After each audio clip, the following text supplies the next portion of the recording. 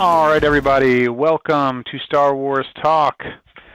Got a short but sweet show for you today. Been kind of a busy week. I think this is going to be the last Star Wars Talk for this week. I'm going to go spend some time with the family and maybe check in, unless something, just like I said, major drops this weekend, which, if possible, being Thanksgiving weekend, maybe we get another big teaser.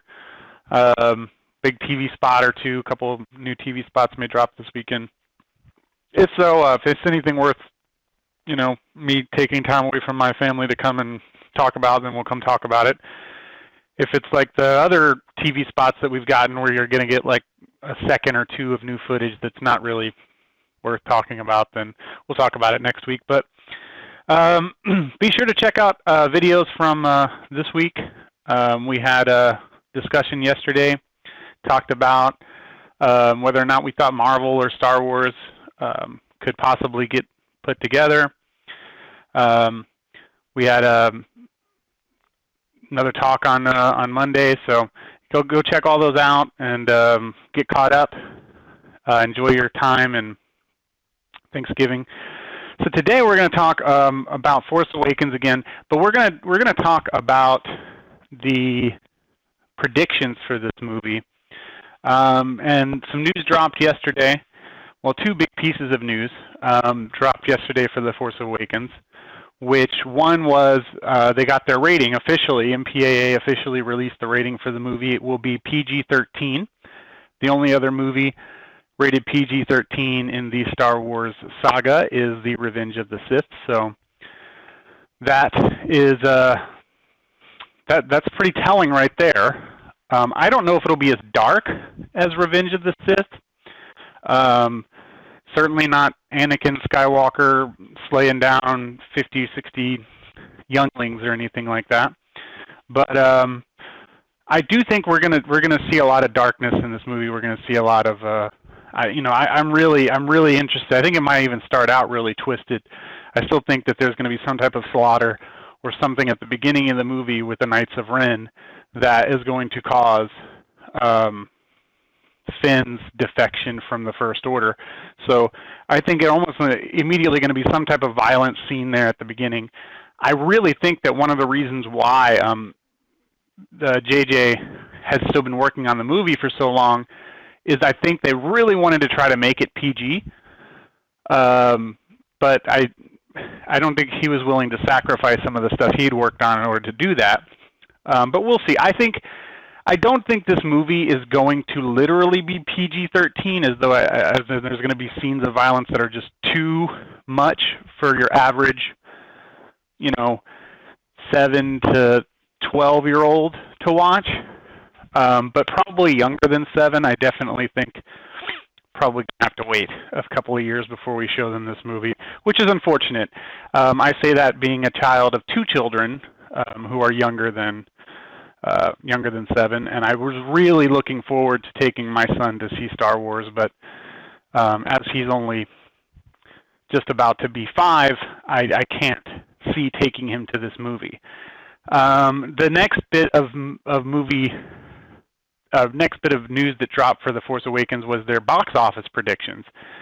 Pretty wide range, too. I mean, they're predicting, I think, anywhere between 180 to $210 million. So they're not putting it out of possibility of destroying Jurassic World's record, but also basically conceding that it's going to, at the very least, double, if not triple, the previous record of $80 million for December, $85 million for December. So I think that record is as good as dead.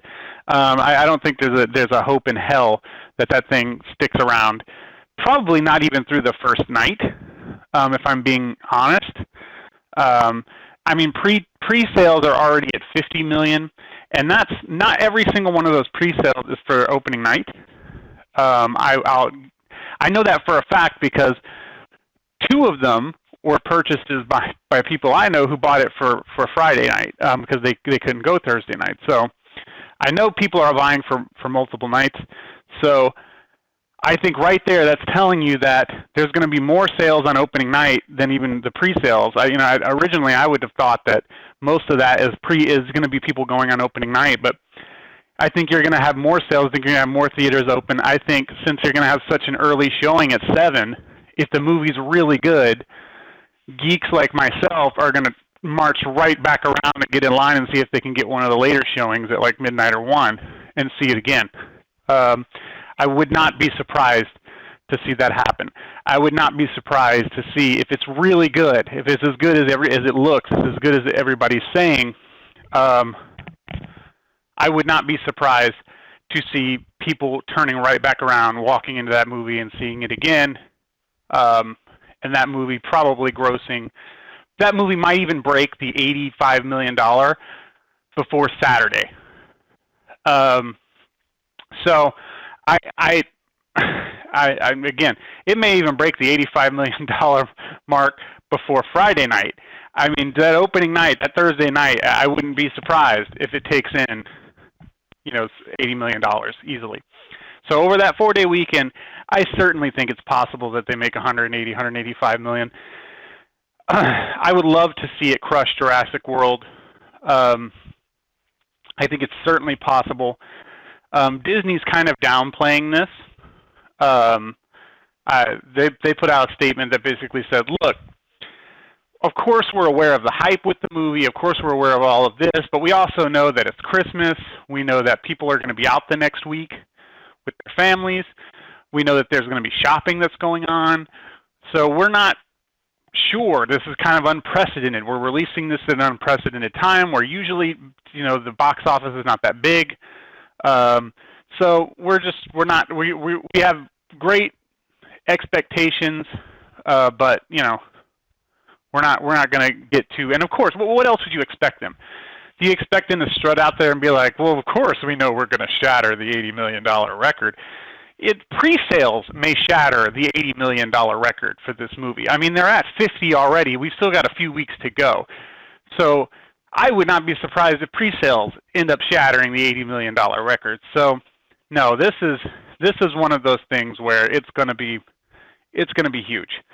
So I think the December record will be Star Wars for some time to come.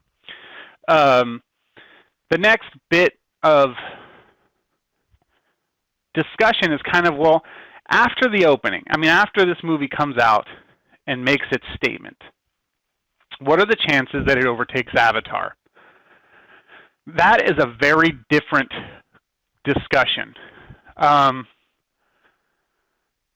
It really depends on one thing and one thing alone. How good a movie is it? How good of a movie is it? Avatar, some people, by the way, hate Avatar. They think it's too long and just too much and too preachy and blah, blah, blah. And I'm one of those people where I thought it was really visually stunning. I enjoyed the story, but it's not even close to one of my top 10 favorite movies of all time. So I did see it. I saw it probably on the, I think, 3rd or 4th week.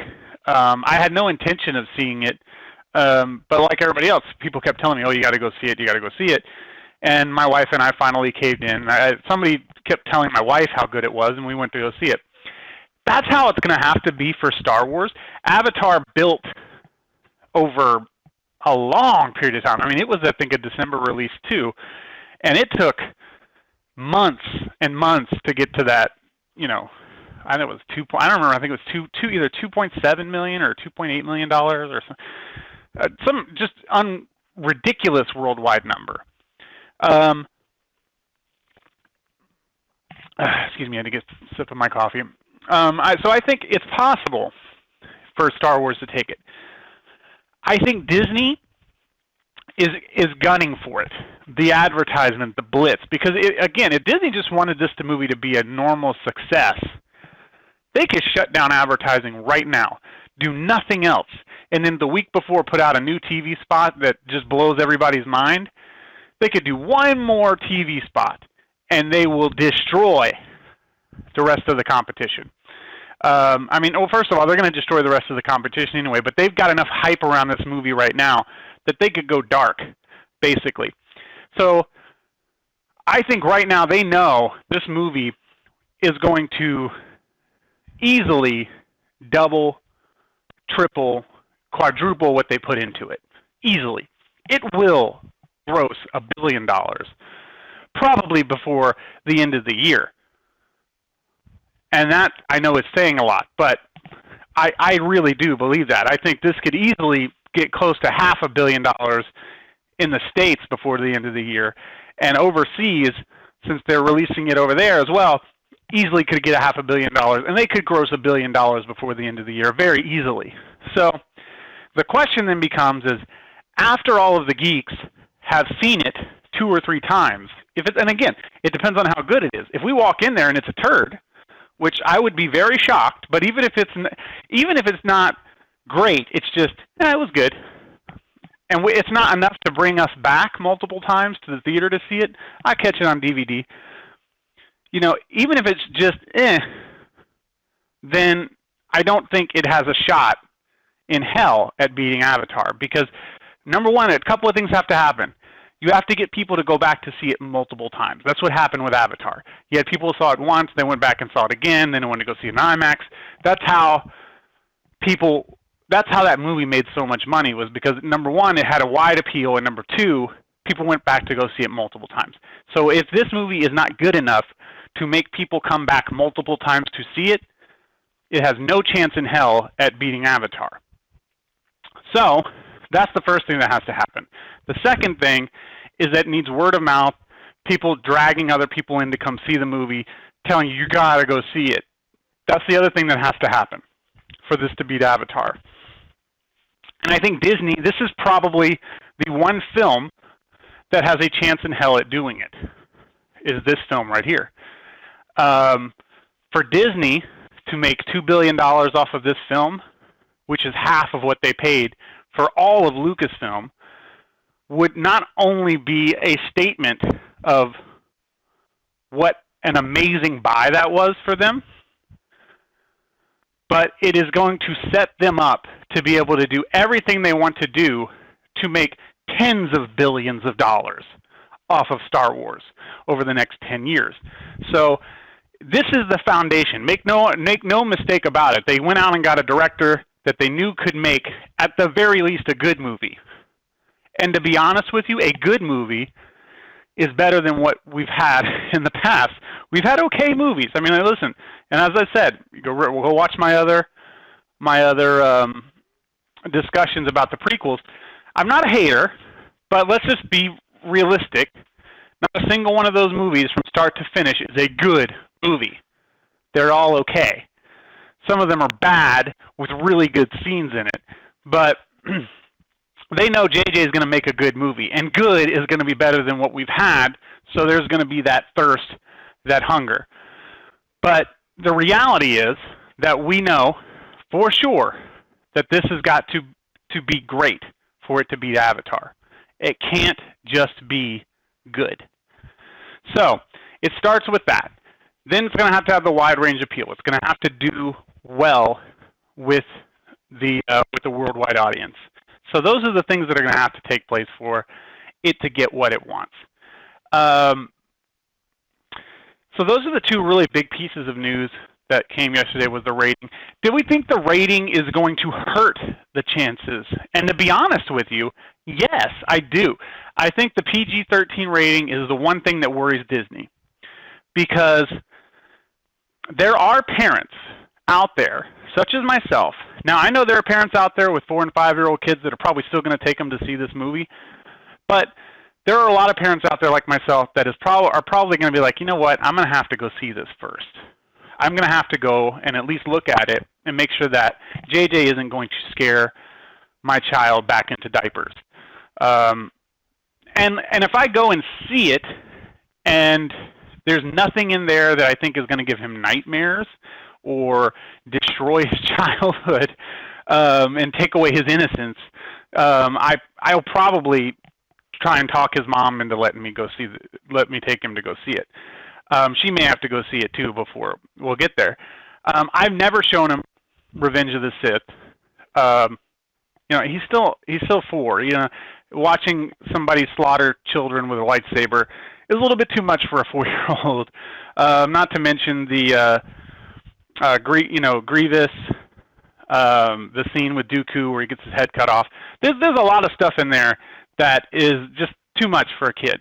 And if this is going to be similar to that, then yeah, he'll have to wait.